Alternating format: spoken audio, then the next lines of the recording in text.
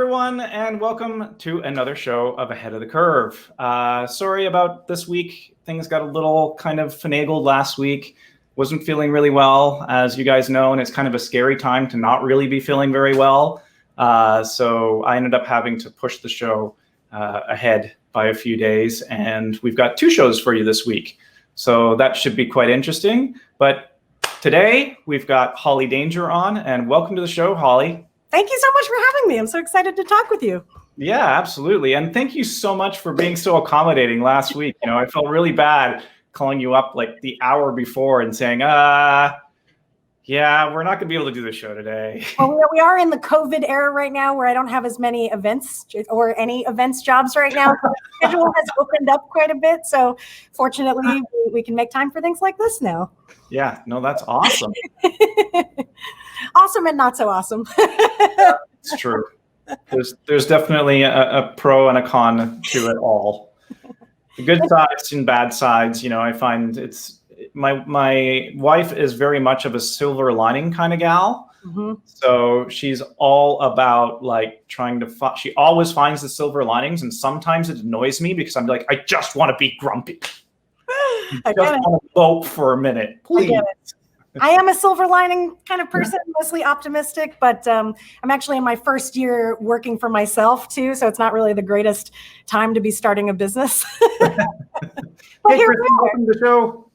Yeah, no, not a good time to be starting a new business. Well, not unless, of course, you're creating something like Zoom or a collaborative platform or something where people can easily share. Right. And there's some interesting people doing some interesting things right now and trying to be much more innovative on the way that they do things. So for the viewers that have tuned in, welcome, guys. Welcome to the show.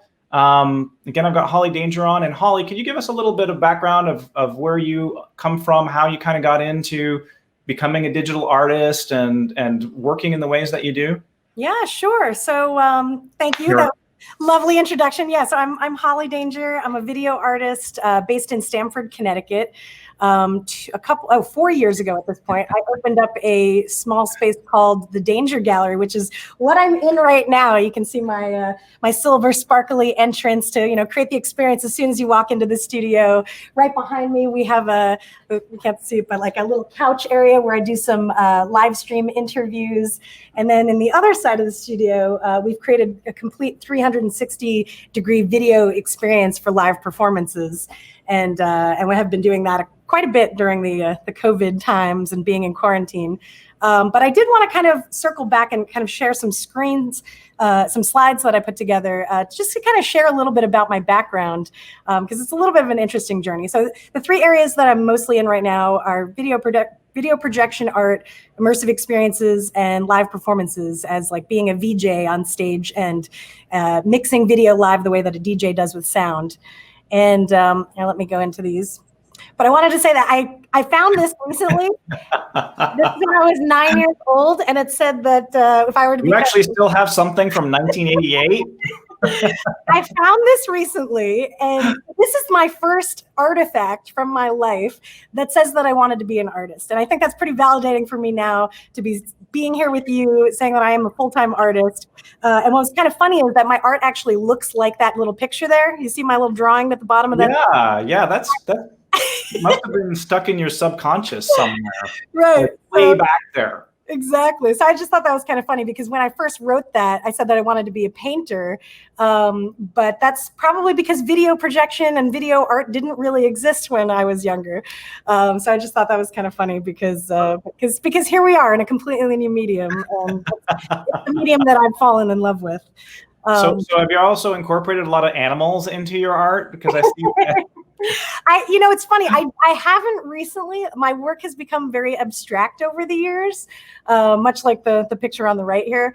So I did start with like a graphic design background. And so I kind of wanted to show just like early on in my career, and we're talking like, 20 plus years ago, back in college, designing album covers. I really fell in love with working with typography and collage and texture and bright colors. That part of my life has not changed. I see some Pantone stuff kind of going on, and yeah, exactly. Kind of an 80s kind of flair. Yep. And Yeah. ways to- Anything retro. My grandfather was a mural artist in New York City in the 60s and 70s. And when I was growing up, he'd given me this stack of print magazines from back then, just like old retro print magazines. And I completely fell in love with that kind of design aesthetic. And that has stuck with me my entire life. So like as the years went on, kind of refined the palette, but still using collage as a technique. So you got some animals in there. Yeah, I see. Yeah, I got a lion and a horse. Right. So this is all while I was still in the digital world and not even working with video yet. And so I would print these out and put them on a wooden board and cover them with resin, and I would sell them as paintings or digital paintings.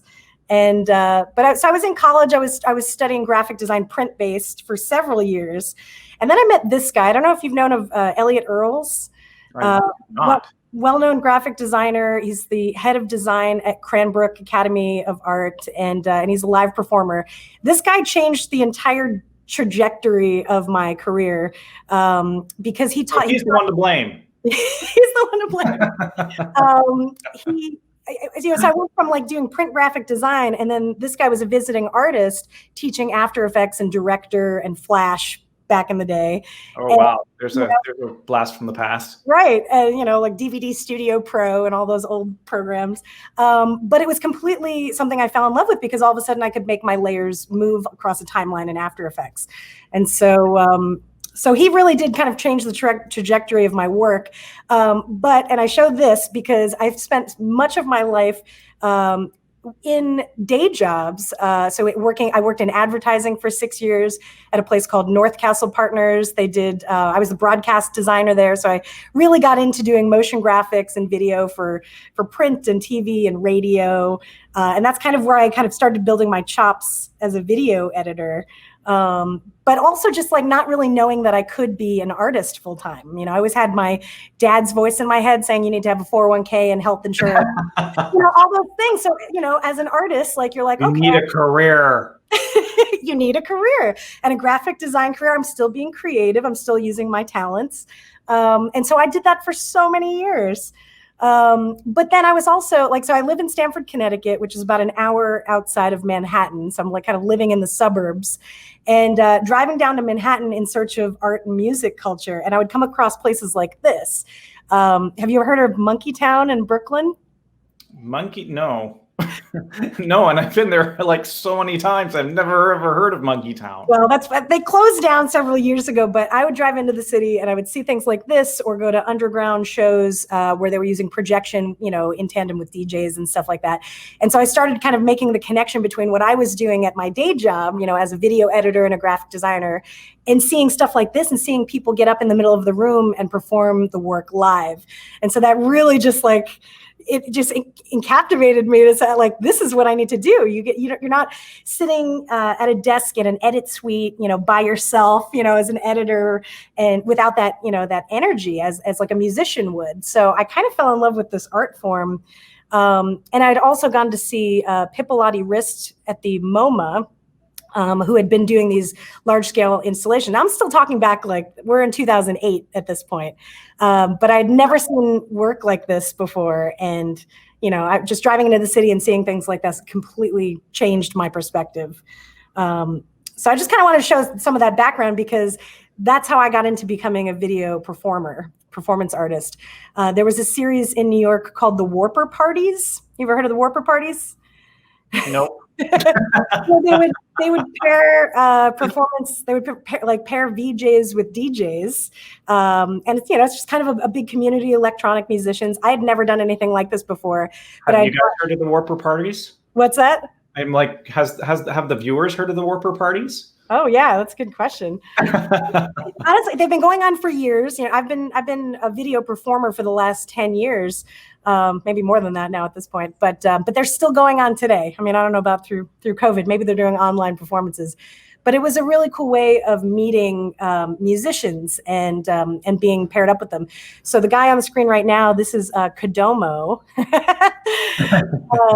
who became one of my just main collaborators and partners for several years. And we performed at Mutech in Canada. We went to See, that one I know. I know. That's why I mentioned it. Yeah, we performed at Mutec. The one on the the one on the right is from. We went to Barcelona, Spain. We were at some like little gallery called Miscellanea, and kind of just like toured around together in this kind of like head-to-head DJ VJ style, which I really enjoyed doing because for the most part, I don't know if you've seen this, but like usually the VJ is someone who sits behind, where like the lighting guys are, right? Yep. And they're not on stage. And I feel like I loved the energy of being a performer. And so that's kind of really propelled me forward, saying, this is what I want to do with video art. I want to be on stage and I want to educate people and like teach them what I'm doing. It's part of my creative process to be kind of like live collaging and live crafting this work to the music. It has just like it has a heartbeat to it, I think that's so important too, because you get the energy and you feel the energy of the room, and it's just like, going and watching a concert. Exactly. Right? You get the whole vibe and all that energy coming in from the audience and their reaction. So yeah. And so let's see, what do I have after this? Okay, and so that kind of propelled me. I said, okay, people are really enjoying this. I'm really loving the thrill of getting up on stage and performing my visuals live. But keep thinking about Pippolotti's work in kind of an installation environment. I said, well, what if I could start doing this as live like video murals and putting this out in my city? So I reached out. Stanford was doing one of their art walks, which they do yearly. And I said, you know what? I found a couple of buildings around the area. Do you think we could get permission to set up a projection? And we found this perfect spot that had a little grassy area out front where people could set up with like, picnic tables and chairs and sit down and watch. And I had a live audiovisual installation that was happening here. And that kind of kept snowballing. I kept finding more opportunities to do this kind of work. And I completely just fell in love with it. From here, this one was so successful that I took it to digital graffiti, which I know you spoke maybe a few weeks ago with the curator, Brett Ferris. Yep, with Brett. And so I took my piece. It was called Soul Seasons. It was part abstract, part cinematic. And he gave me a great spot on one of the beautiful houses in Alice Beach. And so we lit up one of the homes with my art that was on a loop. And you could see there were tons of people attend this event. This was several years ago, but it was my first time actually putting my work out there and saying, I'm a video artist now. I'm no longer a print graphic designer. I'm a video artist. I love this work. Print graphics done. Yeah. Right now. I'm glad I had that foundation of design, but this was really where my heart was. And what was amazing is that I ended up winning the most innovative at that event. So that was very, very validating and exciting to me to hear that people really enjoyed it that much. And then so I kind of kept going from there. Let's see, do I have more? Oh, and then this is just kind of a shot of the Danger Gallery that I opened in 2016. So the Danger Gallery, is that like a facility that you guys now have in Connecticut? Yeah, so we're located in a huge warehouse factory space. It was the old Milk of Magnesia plant in Stanford in like the 60s. So it's a very cool old warehouse factory. I know, it's really funny. But I couldn't find anything, like I've been searching for a studio for years. And this was kind of the coolest spot that I found, with like high loft ceilings and enough, white space for projection. But when I opened it up, I knew I wanted to do projection, but I also didn't know what the space was. So it kind of started as a little bit more of an art gallery, as you can kind of see from my first show there. I pretty much gathered all my friends that were an influence to me over the years, and I did this big show. And then featured kind of my projections just on the far right wall. That's where it started. And it kind of progressed into an experiential concept where we had covered the wall with 100 blank canvases. And as you can kind of see on the wall on the left side, we had different letters going up the top and across the top of the entire thing. And so kind of like bingo chips. And so we sold the canvases to people ahead of time and said, okay, you want A6? And then you would come to our event and watch these artists paint live. It was kind of like a sporting event for artists. And, and so you would kind of watch your square come to life as we were doing it. And on one of the walls, I was projecting video footage of what it took to put this whole event together. And this was our first show doing a live stream. We did a full live stream of the entire thing. It was 3 hours long of the artist painting and interviewing them. And I think that really set us up for kind of where we are today. And just out of curiosity, how long ago was that? That was 2017. Okay, so 3 years ago. Yep. That's such a wonderful idea. What a great creative way to promote the arts and the local art scene as well. Like, that's really, really, really smart. Well done. I can't take full credit for it. If my fiance Jeff is on the line at all, he should write in the chat. But anyway, he and I came up with it. We were on a trip together, and we were at a bar in California and writing it on a napkin. We both kind of came up with it together, and then it just became this thing. And it honestly, the whole story and the creative process just unfolded as we started doing it. It's almost like, I don't know, we were just like the vessels for this work to happen. And we ended up selling out the entire show. It was, we sold each, so it was called 1 by 1. Each of the squares was 1 foot by 1 foot, and we had 100 of them. So we sold the entire show out, and it was a huge success. And then we were like, oh no, what do we do now? So the next challenge is going to be on LED tiles. Right. Oh, I love that idea. They're going to cost you about $1,000 a pop. Yes, honestly, that's kind of where I'm at now. In order to stay in business, I probably are going to have to do LEDs from now on. Also, I just want to give a quick shout out to my friend Kim, who just joined us, and she says she's loving this conversation. Thank you, Kim. But yeah, so that kind of brings us to where we are now. I guess in the last few years, alongside working at the Danger Gallery, I was working in corporate video production. Again, having to have that full-time day job and making sure that I was supporting myself financially and not fully having the confidence yet to say, I'm going to make it as a full-time video artist, because what does that even mean, And so I didn't fully understand. A lot to figure out, a lot to try and work out. Right. And so I kind of rationalized it by having a corporate job where I was the creative director of a motion graphic video department. And we were doing live stage graphics for their, it was an IT company. The analysts would get up on stage and we would do the big video projection, like huge video walls behind them, but very, very corporate, And I was still using my tools being After Effects and all the creative, Adobe Creative Suite, So I'm still doing design, I'm still doing motion.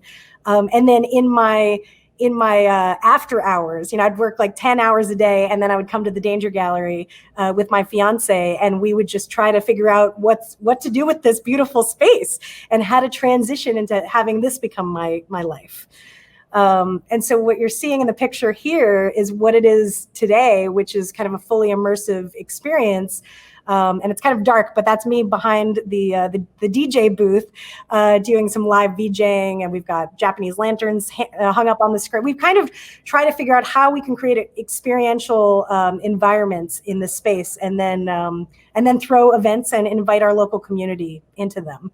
Super, super smart. And yeah, I absolutely love that idea. I was just about to say, is that you? That's me. It's a little dark, but that was okay. So that was probably maybe about a year ago when we first started doing this.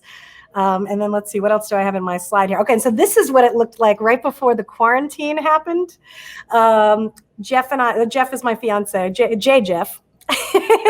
Jeffrey with a J as opposed to Jeffrey with a G. Shout out to Jeff. So he and I decided that our next experience in the gallery would be a video lounge concept.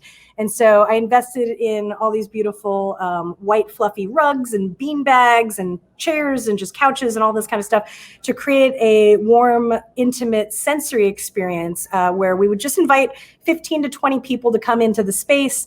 We would have a live performer, whether it was me or someone we're connected to, get up there. And then we would change the environment around you all night long and provide this really cool meeting space and safe, connected area for people to talk about their work. We wanted to do meetups in the space and feature different artists. But anyway, then COVID happened. Change of plans. Yeah, so I invested all this money in creating my beautiful space here, and then here's me in my living room.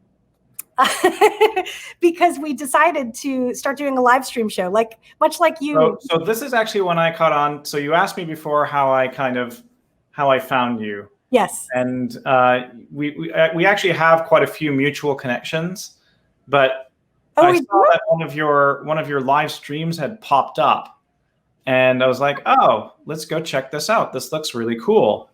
And sure enough, it was you. I think it was one of your earlier live streams, like right when COVID kind of started. And I was like, all right, I've got to get to know Holly. And this whole ahead of the curve thing was really new for me as well during that time. So I'm trying to figure out my bearings, but that's kind of how it all kind of came to be. And being involved in the digital art scene myself, I was like, yeah, all right, this chick's got something good happening. I'm so glad you said that. Oh my gosh, because we didn't really know what we were doing. We had done some late, so that 1x1 show with the canvases on the wall was our first experience doing a live stream show. That was a couple of years ago, but we had only picked it up like midnight shows, at the gallery, where we were just kind of messing around and not really doing a full production.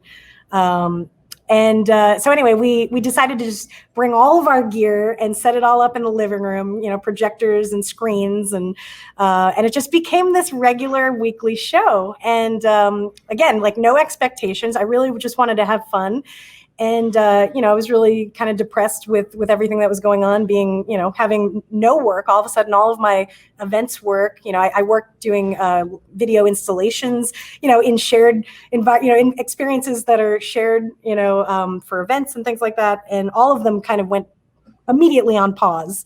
Yep. And so I was feeling really depressed. Like so many others where everyone, anybody working in the digital art scenes or in live events of any kind, just right. And so here I am, approaching my 1-year anniversary of having left my corporate day job. I had just left April of 2019 after 12 years of kind of having that lifestyle and having that steady paycheck to declaring to the world and saying, hey, I'm a video artist now, hire me to do your experiences and video. I had enough experience kind of creating these types of work out of the Danger Gallery.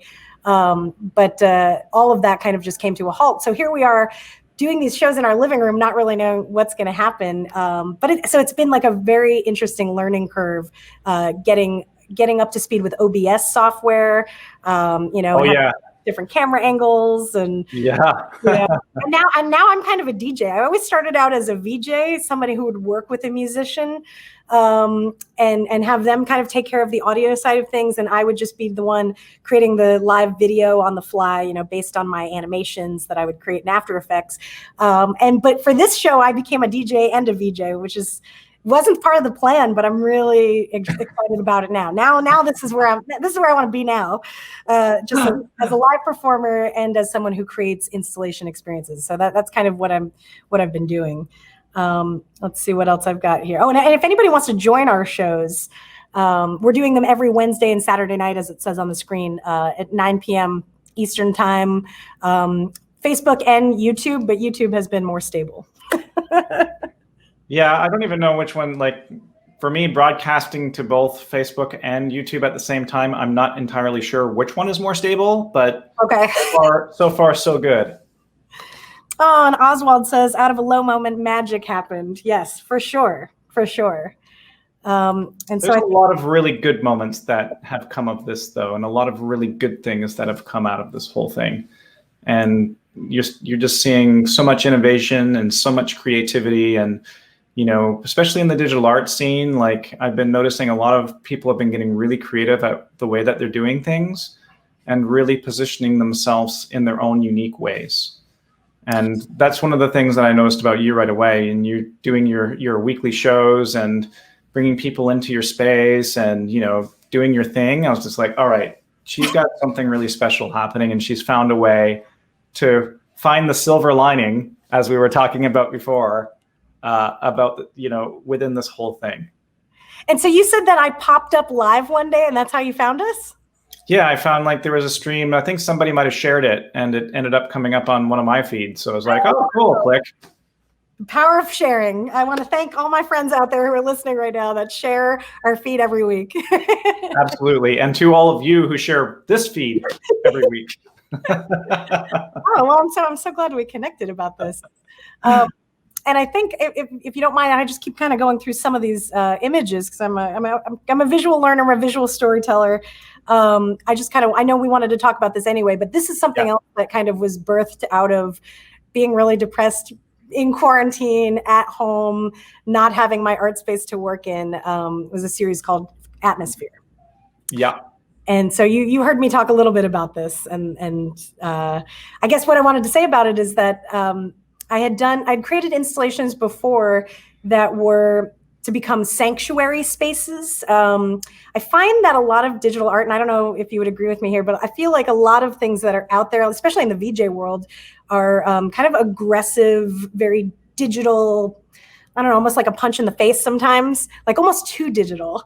And so I've kind of found like I really wanted to find a softer, more soothing way to use visuals, something that has more of a human touch to it.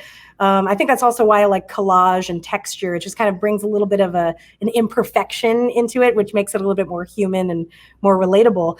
And so I had been creating a lot of visual work for my performances. I had created a lot of work for installations, and I had this great library of stuff. And I have to give props to my fiance, Jeff, who said, you know what? You need to put your work out there and sell it to people for a home installation right now. Everybody is quarantined.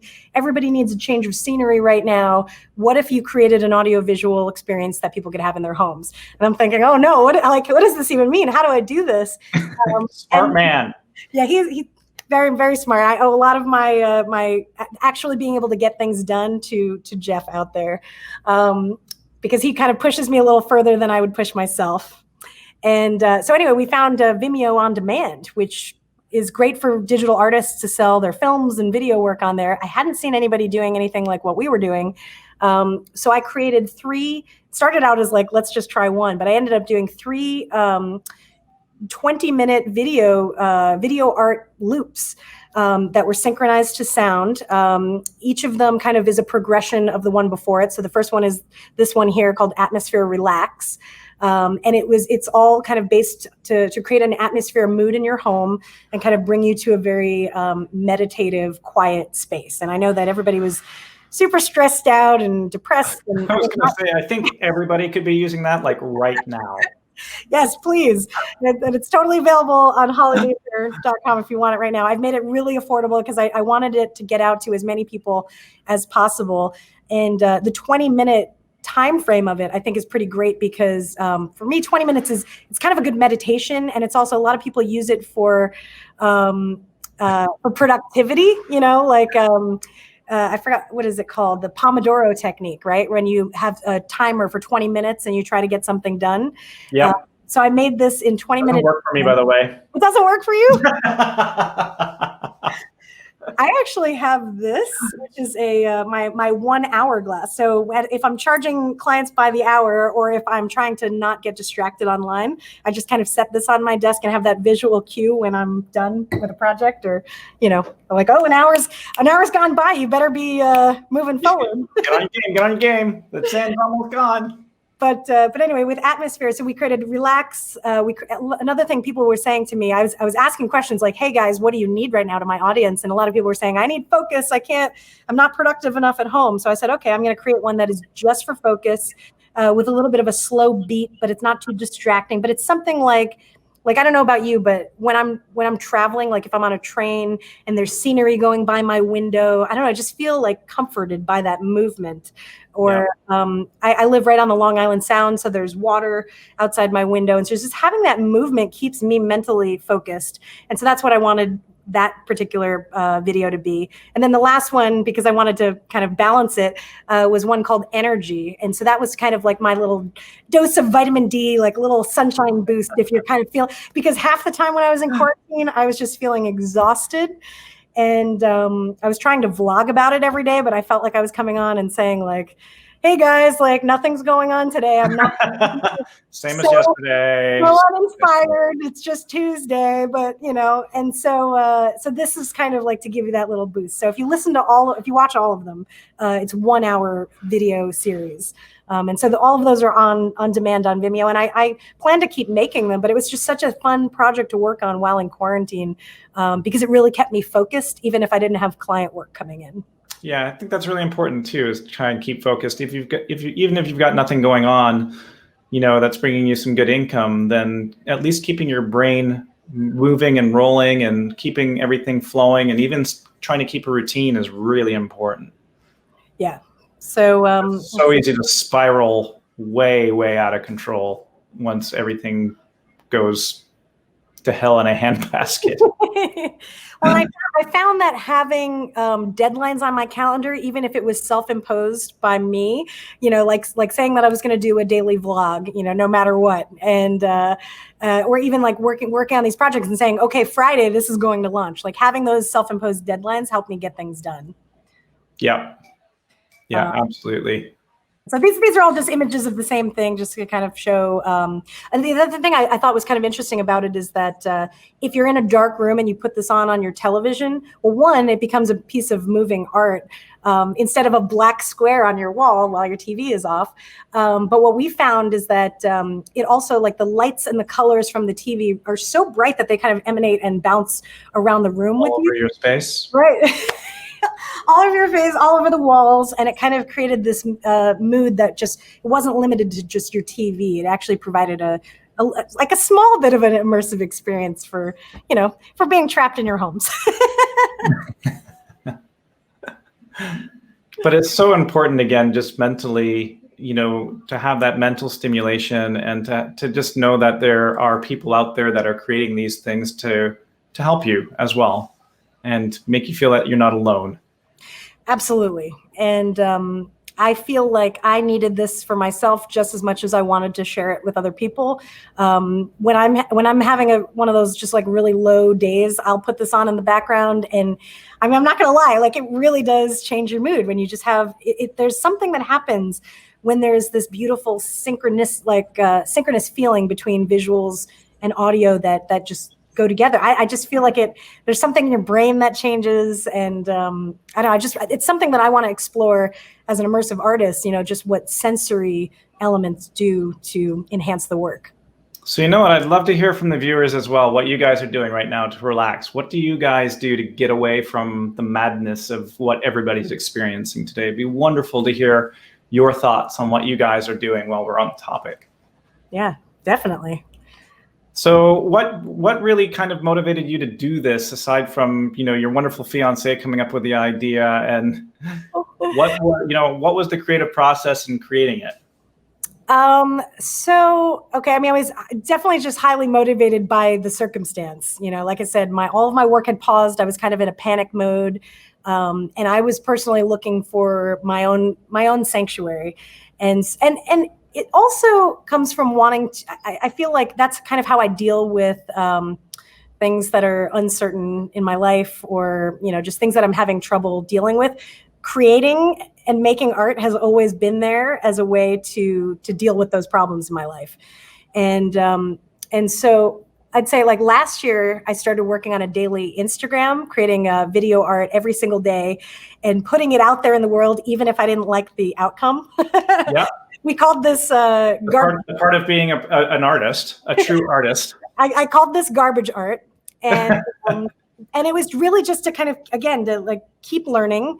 And so After Effects is kind of my main medium, and so I would kind of learn some tutorials, and also just kind of experiment with the program, experiment with different effects, and just intuitively figure out where I wanted the work to go.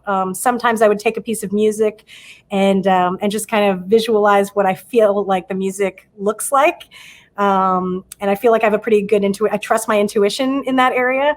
And so I would kind of do that over and over again and come up with a body of work. I made it for about 165 days doing that project. So I totally burnt out. That's pretty impressive. I think I was going for a year. I hadn't set out to do that, but I was like, let's see how long I can make it. I made it for about 165 days. And so after that, you actually end up with a body of work that I was able to kind of take a step further and create atmosphere. So I was able to create atmosphere, and I was able to create a video installation I did last year during Art Basel. I set up an installation at a little satellite art fair and used the work for that too. So I feel like it was a huge, kind of like an amazing thing for me to realize that it's not really even about creating work all at once, but to do a little bit over time really made a huge difference. It was some of the best work I feel like I've ever created. Absolutely. Yeah. That's amazing. Actually, that's a great story. I have to call my wife out because she says martinis and IPAs are what she uses to relax. You know what? I can't blame her at all. That changed very quickly. So for those of you guys watching, my wife actually moderates a lot of the posts and throws a lot of the lower thirds up on the screen. So she has the rights and ways to bail out really easily. Yeah, we've got a lot of good answers in here too. Yeah, the answers are wonderful. And thank you guys all for keeping the conversation running. One thing I do like to bring up to the viewers as well, as you're watching, if you do have any questions for either myself or Holly at any time, please feel free to post those in the comments, where we'll be more than happy to acknowledge them and to try and answer them as we're rolling along. I like to try and keep these pretty informal, pretty loose, and interactive as well. I mean, the whole part of doing it live is to have it interactive. So definitely, please feel free to post away. So I have to ask you, kind of going through this transition, aside from the recent events, what has been the most challenging part of your career thus far? Or even better yet, like what's been one of the most challenging projects that you've worked on? Oh, wow. Okay. I would say, without a doubt, the hardest part of my career has been working in corporate. Working for someone else, working in corporate video production. I will say this: I really learned that I loved the live environment, doing stuff like that. But yeah, I found really quickly that as a creative director, I really like to be in charge. I have a very strong creative opinion, and I like to voice that opinion, and that doesn't always jive with everybody. Yeah, I've got a pretty good opinion as well. I always have to kind of smooth things out. So, if my employers are watching right now, I'm sorry. But I can definitely be opinionated at times as well. Sure. And so much of my career has been in post-production, just doing motion graphic videos, promotional videos, and things like that. But once I really kind of latched onto the projection world, I feel like my life started getting easier because I was kind of walking into what I feel like I was meant to do. So yeah, you say the word challenge, I just think of my former life before I started down this journey. And, but you have to look back at your history and say, look, it's taken all of those years and all of those experiences to get to where I am today. So absolutely. I mean, life's a journey, right? It's all really it's a journey one way or another, however we want to skin it. Right. We're all in this together as one big group, moving down a path in one direction, but we've got all their parallel lives, our little independent lives, all kind of in parallel as well, but on these different kind of tracks. Yeah. So you already kind of gave me an idea of who your biggest influence is at the beginning. Yeah, right. But we talked about Pipolati Wrist, amazing video artist. Yeah. But do you have any other like influences or even how do things come together to you today? What people stimulate you, or what kind of motivates you to keep going forward and keep creating these different pieces of art? It's a really good question. Well, I'd say it's interesting. So Pipolati was really Thanks, Tracy. Pipolati was really this guidepost for me because, you know, you learn from role models, people you see out in the field doing this type of work. And living in the suburbs of, you know, throughout in Stamford, Connecticut, there really was no art or music scene. And so I just started driving down to Manhattan 5 nights a week after my advertising job. I just drive down to the city. And I found this little bar called Rockwood Music Hall, where that's actually where I met my fiance. And but it was just this amazing community of musicians. And for some reason, I have just always connected with musicians, and music has driven most of my work. I see visuals when I listen to music. It's an intuitive thing. It has always been there, and so I trust that guide, and I just love the process of uncovering what those visuals are and choreographing to the music. So there really isn't anyone like I said, Pippilotti kind of showed me the way, saying like, wow, you can create this and it could end up in a museum, this beautiful experience. And so I kind of have modeled some of my work just knowing that type of work it's so well known now. I mean, when I was learning about it, it was, you know, back in 2008 when it didn't really exist. Now it like pops up all over New York City and all over the world. But yeah, it's become a really big thing. I mean, I remember, you know, as we were talking about a little bit earlier in the conversation about the VJs in the beginning, where you would never see them, but over the past few years, it's become a much bigger thing to have the VJ and DJ either be the same person or have them in parallel performing together. Right. But there are not a lot of women who do this work. I mean, I'm actually... No, there's not. I'm seeking them out. I'm like, I actually, and maybe some of them are in the chat here today, but I'm on a Facebook group, the women's union. It's like VJ Women's Union or something like that. But anyway, I was like actually looking for other women that are doing this art form, and I haven't found a lot of them. But I will say this, you asked me about inspiration, and I mentioned this to you privately, but Chantel Martin, if anybody knows of her art, she's a beautiful mural artist. She does a lot of black and white, huge line drawings, just like all over the world. She does this type of work. And I met her about a decade ago when she was doing a design conference, and she was teaching like what she started in, which is VJing, but with a tablet and a pencil, like a you know, electronic pen. Oh, yeah, stylus. There you go. That word. We'll help each other out here.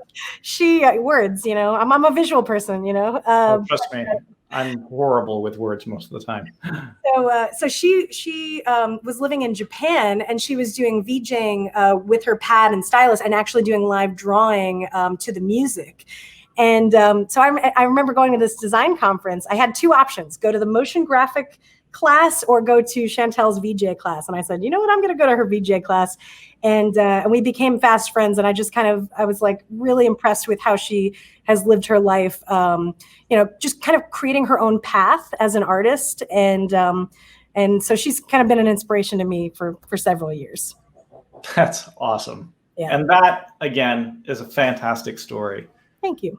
I think that's one of the most fascinating things about, you know, how you kind of get down these paths.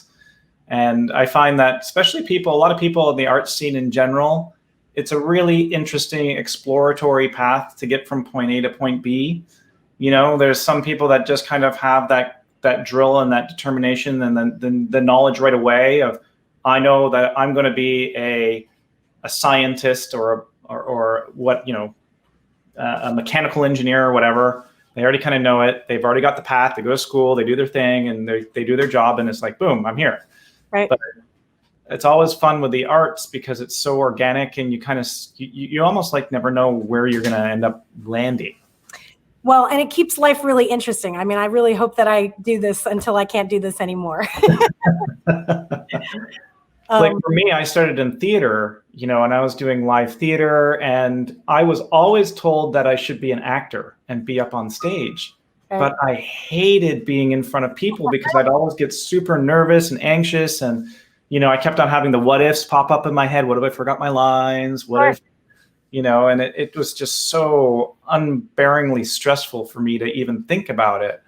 So I started working behind the scenes, and I started doing, you know, lighting and learning about scenery and scenic design and sound and all that good stuff. And, you know, I ended up becoming a lighting designer by trade. And I did that for the longest time, doing lighting and lighting work for everything from theater to film to TV to concerts. And, I got into video back in the late 90s when it was really new, like real-time video technology back in the late 90s when it first started. And I just harnessed it and I said, you know what, this is really cool. But I was still a lighting guy, and I was a lighting guy now controlling video stuff. And then, next thing you know, I ended up at some point pivoting over and started working mainly strictly for, real-time video companies. And I was like, how did I get here? Right. Exactly. Well, sometimes you have to kind of shake things up and just kind of break in and go your own way and see what happens. Yeah, no, absolutely. So I see that I wanted to ask you about kind of your take on a lot of stuff is happening right now in our industry about going virtual and doing virtual events and virtual things. And I see you kind of gotten your take on it. Yeah. But do you have any, any kind of formal structuring to it, or are you just kind of winging it? I would say that one thing I've learned in the last year, and I owe this to Kathy Heller's Don't Keep Your Day Job podcast, which I was listening to help me get through my corporate years. And I'm going to be on her podcast this coming Thursday, which is pretty exciting. Oh, awesome. But anyway, one of the things that she talked about a lot was doing it messy. As in, don't wait until things are perfect before you put things out. And I got to tell you, like, as someone who's worked in professional video for the last 20 years, not doing something perfect was not anything that I ever thought of. And I just feel like hearing that concept of just like put it out, even if it's at 80%, really shifted my mindset to getting things done. And so with our live stream show, each week it is kind of a mess. Like, sometimes the Wi-Fi is really slow and you're getting like this choppy picture, or the whole feed shuts down. But you know what? It's real life. We're only human, and we're just learning how to use this technology. We don't even have, I think we're just starting to do high definition video, but I mean, up until now, it's been like really low. We're just kind of fumbling our way through it using a free OBS software. As someone who's produced videos for several years, I created an intro video that shows like my reel and interstitial graphics, and my fiance is doing all the live editing behind the scenes. So we work together, and it's a lot of work. As you kind of said, putting together these shows, it's you're putting on an entire performance. It's a full production. Full production, with the promoting and all that kind of stuff. But so as we get better, it's just kind of fun for our audience to watch the show iterate and get better. It started in our living room for the first 24 shows. And then this past Saturday, we just did like our 25th show out of the Danger Gallery.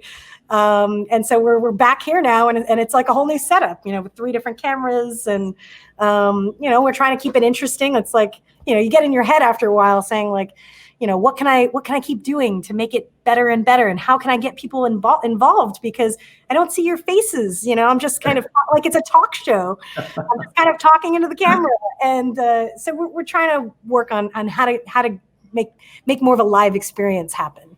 Yeah. And get that interactivity. And I think that's a challenge that a lot of people in the live events industry have been challenged with and working with today, is trying to figure out how to get that feedback.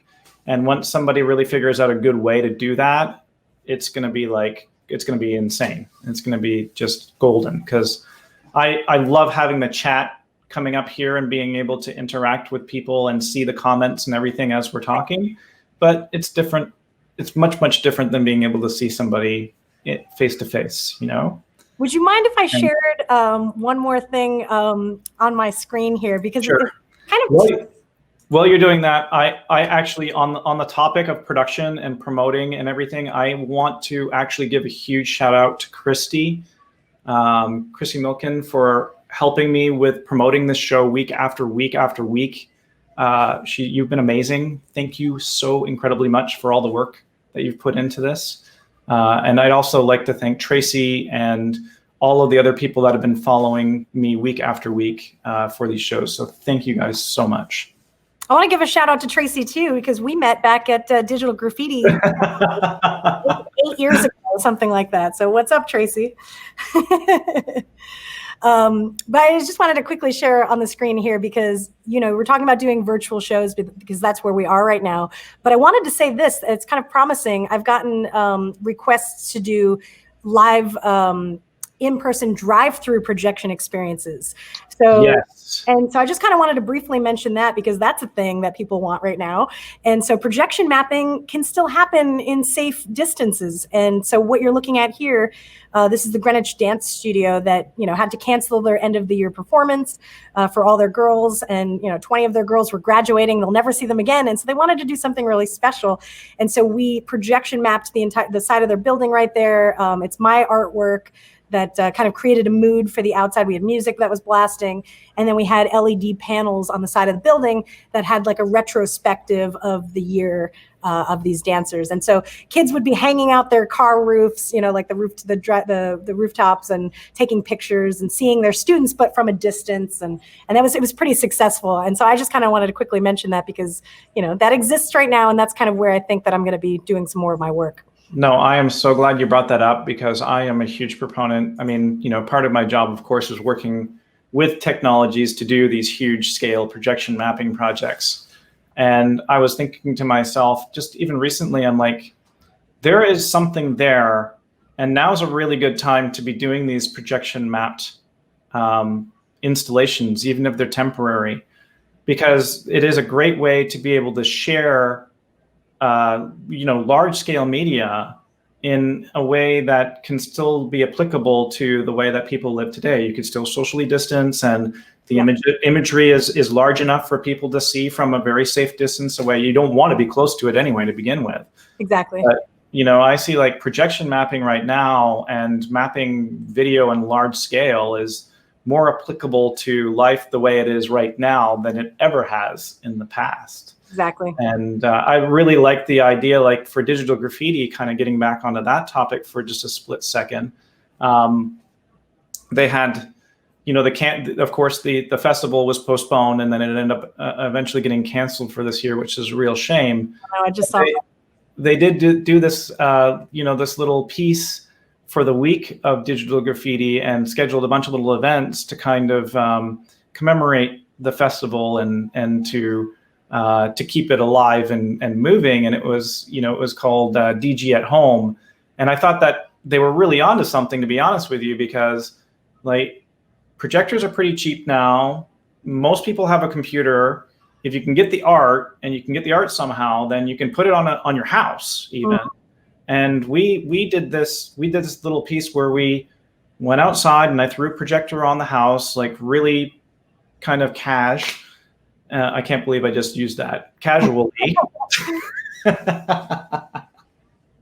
And then, we set up a table at the end of the yard, and a bunch of our neighbors came in and were chatting, and people were coming in, having a couple of drinks on the street, and we were talking about art, and we're talking about, technology and all kinds of stuff. And it was really, really cool. Love it. I was like, that needs to be done on a larger scale. That needs to be done on a much larger scale. And we need to create a huge worldwide digital art festival that can be done from home. So to add to that, the Hollow Center in New York City put on something called the Light Windows exhibit, where they asked light artists and video artists from around the country for the month of May to project something or create something for Windows so that people could, they would put together a map of where they were in the world, and some people were live streaming. And so that we all did this for the month of May. I actually used it as part of my live stream show, but that, it's kind of like an exhibit that everybody was able to participate in, being part of the Windows everywhere around the world. And I think that's awesome. Like, I think having those experiences are just so fun and collaborative, and it creates something just so unique and so interesting for everybody. I love doing it. I'm going to keep doing more. I'm going to keep trying to find ways to bring this work out into the world right now. I'm not giving up during COVID. Walk on. That's the mentality. So Holly, we're coming to the end of our time. I really just wanted to thank you so incredibly much for coming on the show with me today. It's been an absolute pleasure having you here. Thank you. This was so much fun. I could probably talk for another 3 hours. Yeah, more than likely. We could probably go into a whole bunch of crazy stuff and it would be start to spiral quickly out of control. Yep. But no, thank you guys. Thank you for coming on today's show. For those of you watching, if you don't know who Holly is, you really need to go and check out her stuff. So go to hollydanger.com, look her up on Facebook for sure, and check out some of her live streams because it's been a lot of fun. I've definitely really enjoyed checking them out. And of course, Atmosphere, check that out as well. But Holly, thank you so much for coming on board with me today. I really appreciate it. You are definitely an artist that's staying ahead of the curve. Yay! I hope so. And for all of you tuning in, I have another great show coming up as well on Thursday. We're going to be back on normal schedule. Hopefully I don't feel bad that morning, but please join us with my good friend Brandon Clement. It's going to be a little bit different. We're going to dive, I think, a little bit more technically into the 3D world and 3D technology and different techniques and things that are kind of happening in the world of 3D and 3D animation. So that's going to be really, really neat to check out. So I think we'll keep things rolling just a little bit longer. If you guys have any questions you'd like to ask us, now's definitely the time. But again, please feel free to drop any comments in the feed. We'll be very happy to get around to as many questions as we possibly can in the time we have remaining. But yeah, it's been awesome. It's been awesome having you here, Holly. Thank I can't wait. I can't wait to see what else is going to come popping out. Well, while we're waiting for questions to come in, I could just show a couple of images while people are coming up with questions. Yeah, sure. Well, wrong one. Because before, prior to COVID, I was doing actual room installation. So I know we only have a couple minutes, but just kind of wanted to cycle through some of these imageries just so you can kind of see what the style of the work is. Because everything that I just told you about my backstory has led me to this place of creating collage work, bright and colorful images that are meant to be experiences. I would take something raw like a garage like this. This was an art project I did, map the entire thing with the windows, and then, fully kind of create an immersive audiovisual environment. I've done it all throughout my city. This is in Stamford, Connecticut on the walls. This is out in LA, and this is in the Danger Gallery. So we have a lot of fun. And if anybody wants to get in touch with me, they can, if they have any questions after this, hollydanger.com or hollydanger@gmail.com to reach me. So I'm going to ask you a couple of tech questions because it wouldn't be ahead of the curve show without having a few tech questions. Please. Well, thank you, Christina. What software are you using to actually do your VJing, or what software are you using for your mapping? So VDMX currently, but I want to also learn Resolume. Started with New VJ, if you knew that one from back in the day. Nope. Never heard of that one. VDMX, I know that one quite well. So VDMX I use every week, and then we use it with Mad Mapper to map the space, and then all motion graphics is done in After Effects. So are you loading everything up into Mad Mapper and then sequencing it from MIDI controller or something along those lines? Yes.